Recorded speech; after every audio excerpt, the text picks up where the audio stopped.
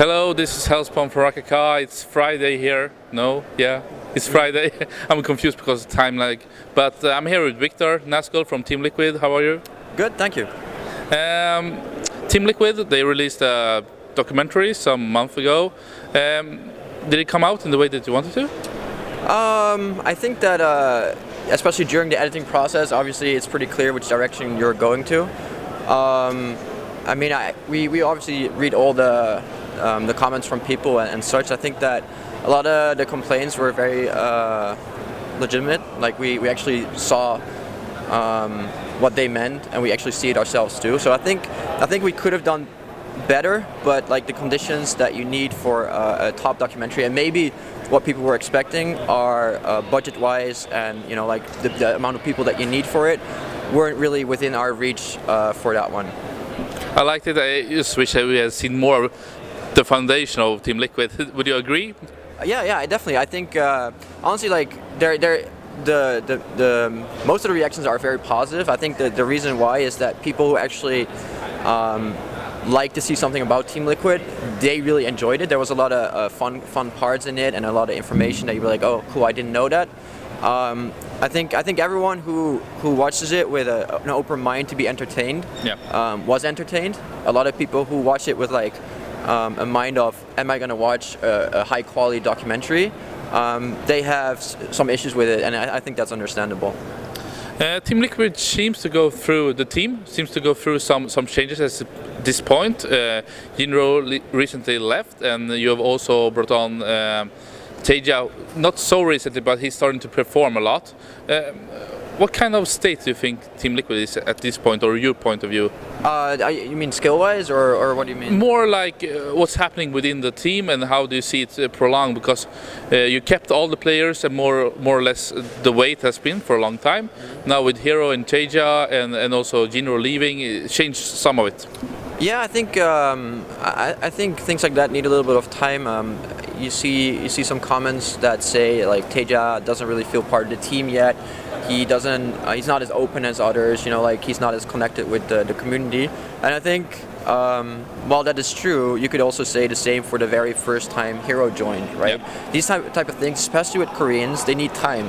Like if you have a non-Korean that everybody knows about, and he's already in touch with the community, and he joins your team, then it's very easy for people to make that switch. But for a Korean who's not really used to all of that, that takes time. And I think that most people will agree that when you look at Hero, when you look at his interaction and how everything is going with media, with the team, and with friends, and all that, everyone feels like, yeah, he's like real part of that core of Team Liquid already. Right after it's been a year now almost. So I think for Teja, I think the same will happen, but that needs a little bit of time. You can't really have a 17-year-old kid basically with very little English and no experience with exposure and fans and such. You can't just have him join a team and be like, oh, he's part of Team Liquid, so he has to be in touch with his fans just as much as the others. That we need some time for that, and we're continuously working on trying to make that happen. And we talked to him about how to handle those things. So I think that's going in the right direction. All right. Looking at this MLG Raleigh, and especially the WCS, you don't have all your players there. Chef didn't qualify. Nuni, is he here? I heard rumors he didn't going to attend. Yeah, no. Tyler is not here, unfortunately. He has really not been feeling well. I think the past maybe 10 or so days with his condition, and I think it was only like a couple of days ago that he really said, "Listen, I really can't come." So we didn't really expect that. We noticed that he wasn't really himself lately.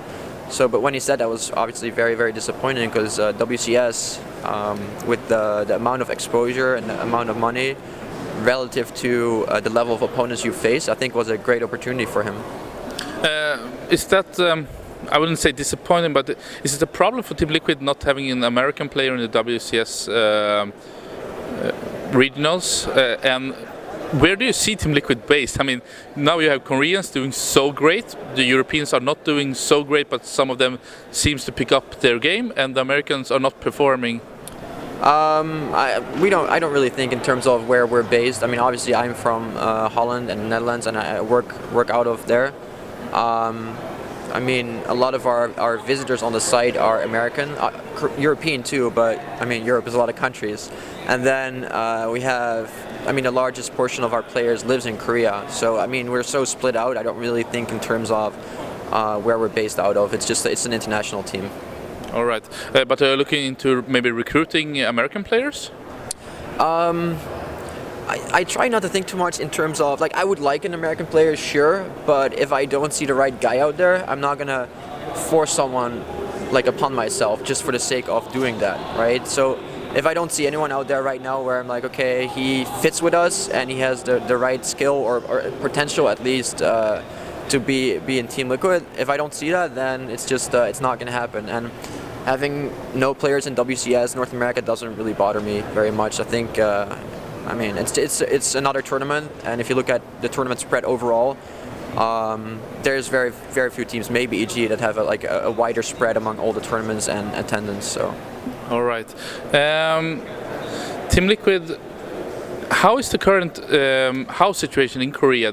How is the living for Hero, Teja, and the others? Do you have anyone else in Korea at the moment? Yeah. We have TLO in Korea. Oh right, yeah. Sorry. Jinro is still in Korea, but you know he just retired. So, no, we have there's a house in Korea, but it's basically set up by some players like by themselves, right? There were like multiple of those guys said, listen, we don't want to live in team houses anymore, but we want to be in Korea for the same level of practice. But you know, we enjoy the fact that I have my own room and I don't sleep with 10 people in the same room, you know, like that type of thing. So they set it up themselves, and it's Huck, Supernova, Hero, Jinro, and TLO. So it's absolutely not a Team Liquid house. It has a large Team Liquid presence, but that's all. All right. Also, do you think Team Liquid, they went in front from the beginning? You know, you signed the players, you sent them to Korea to a team house. Do you think that the team, to some extent, is not as strong in that regard, like trendsetters of StarCraft 2 in the moment?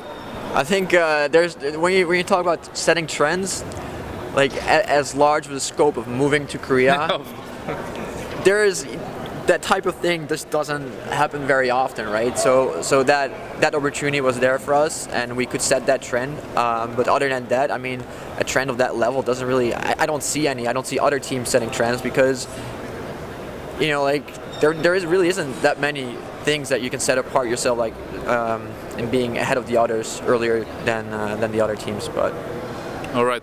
Also with StarCraft 2, it seemed to some extent not a decline, but at least it's not increasing in the popularity. Is that the same for Team Liquid, or are you seeing still a growth within the site? No, it's very similar for Team Liquid. We're also not seeing a decline. We saw a growth for a long time. It only stopped growing maybe 6 or so months. It probably stopped growing around the time Diablo 3 came out. For us, we noticed when Diablo 3 came out, there was a slight decrease in visitors, like not much, but a slight decrease. And then after that, it stayed stable at that number. I'm not too concerned about that because, well, first of all, obviously I would like it to grow. That's better for everyone. But I think the numbers StarCraft 2 has right now, it provides very stable opportunities for an industry, right? The numbers we have, the numbers you have, our teams have, the leagues have, they are larger than the infrastructure we are providing right now. Because there's always a delay in finding sponsors and you know, finding opportunities after you have the size. So the size we're at currently, even if those numbers stay the same, we can all still grow, because those numbers provide us more than we're currently getting out of it. So that's one thing. And the other thing is with Heart of the Swarm coming out, I personally, you know, you never know for sure, but I personally expect another boost. Yep. And if that boost comes and it stabilizes around after that again, then you have the industry grows again. So no concern there. I think it's going pretty well. Nice to hear.